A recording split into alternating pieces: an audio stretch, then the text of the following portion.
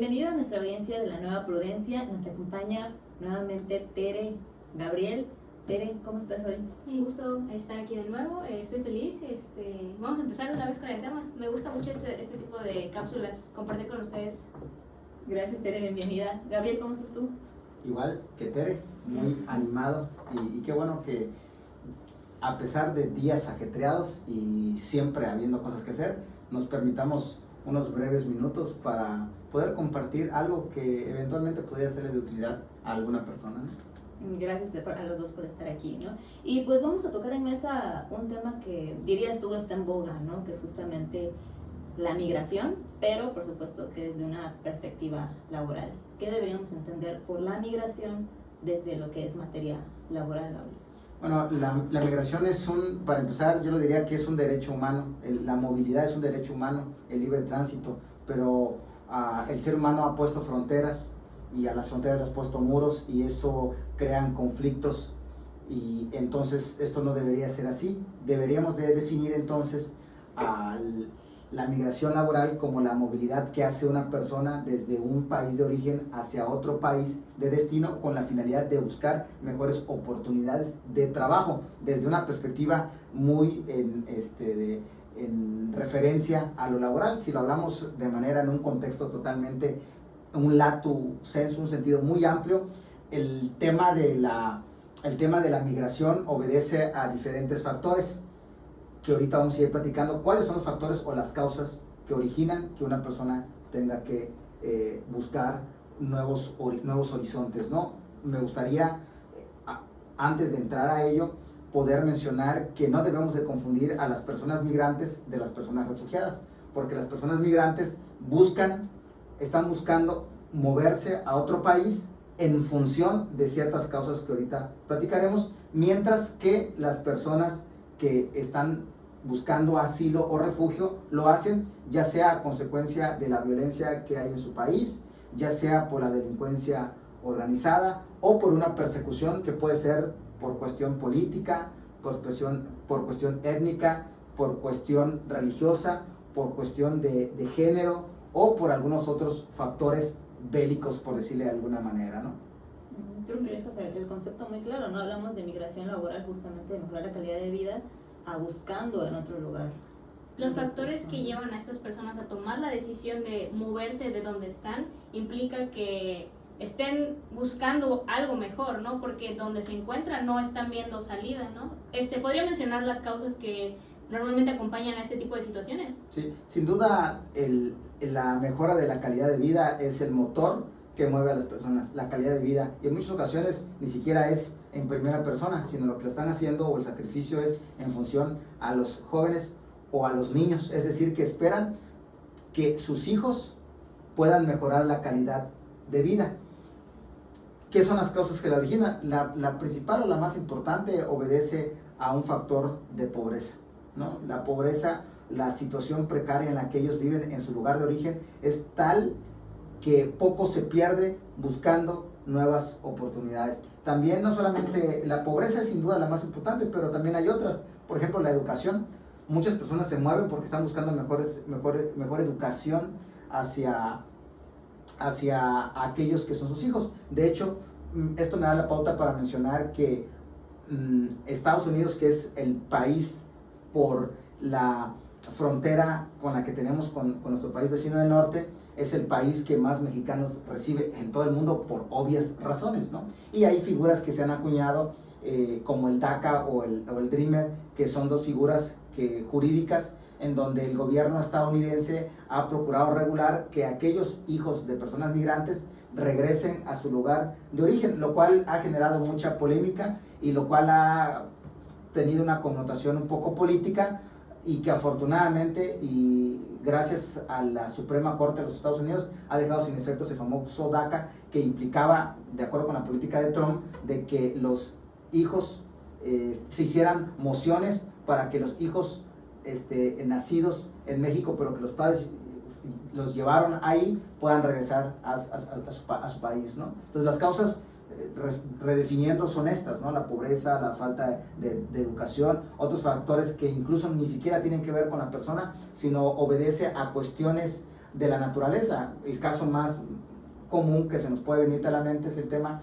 de Haití, ¿no? Haití sufre una serie de eventos catastróficos ajenos a la voluntad humana que hace que prácticamente el país quede destrozado. Si a eso le sumas la extrema pobreza común en los países, si no es que el país más pobre en Latinoamérica, más aparte una total disturbio político, ustedes se recordarán que la muerte de su presidente. Entonces son varios factores. Estos factores, de hecho, en materia de derechos humanos se llaman interseccionales. Cuando una persona sufre de ciertas vulnerabilidades y estas convergen en una sola persona, hablamos de una interseccionalidad, ¿no? Okay.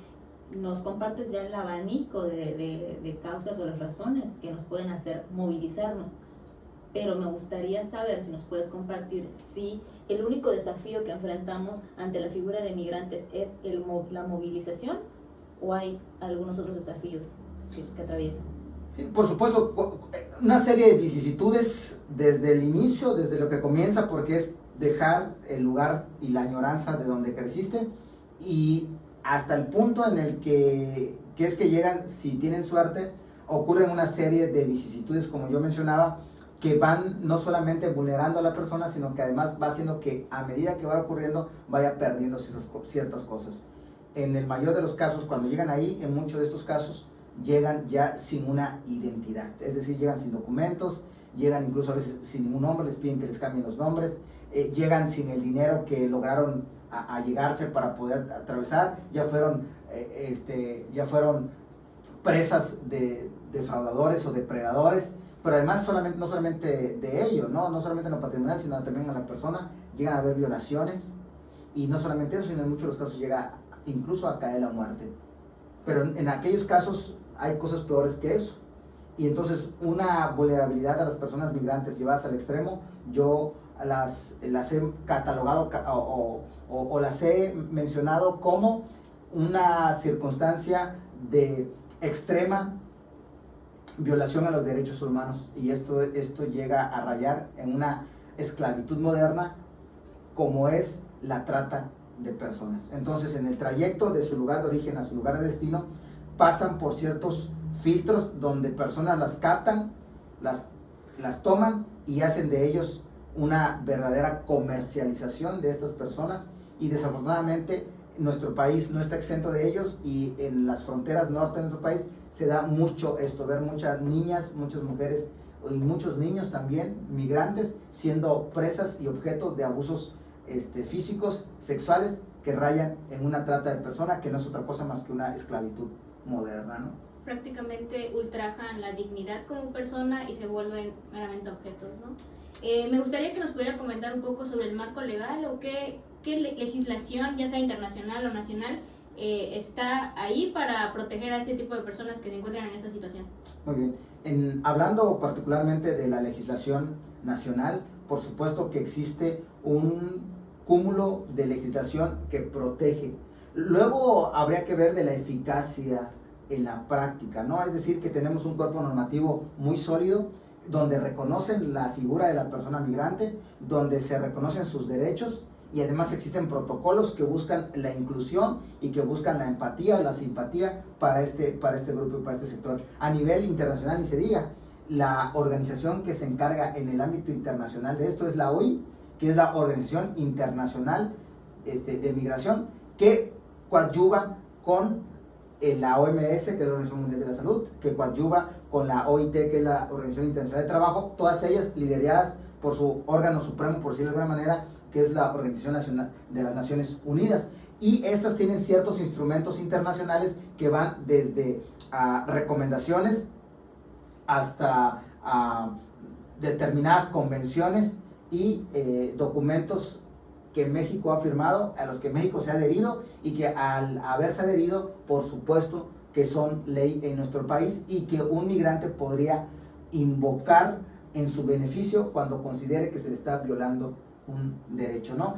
Yo he de mencionar sobre este punto en particular, desde la perspectiva laboral, que la Ley Federal de Trabajo también hace referencia a aquellos mexicanos que en una formalidad, y desafortunadamente son muy pocos los que están en esta formalidad, que van a moverse hacia otro país buscando un empleo. Sí te establece el artículo 28 bis, de la Ley Federal de Trabajo sí te establece que debe de existir un contrato y que debe este contrato de considerar ciertas condiciones adicionales a las que conocemos en el artículo 25, que es un contrato laboral. ¿Y a qué se refieren estas condiciones excepcionales o especiales? Por ejemplo, los gastos de repatriación que van a cargo de la persona empleadora, los gastos de una vivienda digna, el apoyo para que no solamente se vaya el trabajador, sino se vaya su familia con él, para no desconstruir la base de la sociedad que es la familia. Bueno, y una serie de circunstancias donde debe estar comunicado el consulado,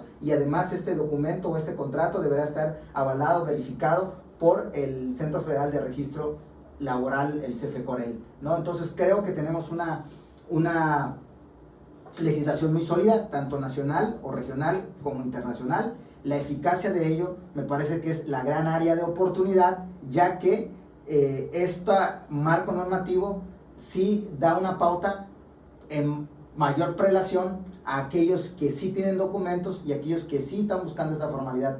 Desafortunadamente, como mencioné, son los menos, porque los más son aquellas personas informales que no tienen documentos y que al no tener documentos les hemos catalogado como indocumentados, y desde esa acepción de la indocumentación ya los segregamos un poco y les damos un tratamiento, como tú bien decías, donde de manera sistemática ellos pierden su dignidad humana, ¿no? Y gracias, Gabriel, por ponernos en contexto de que los migrantes sí son tema en lo que es el trabajo, ¿no? Gracias, Tere, por tus aportaciones. Me gustaron mucho tus preguntas. ¿Te gustaría cerrar con alguna idea, con una conclusión de esta cápsula?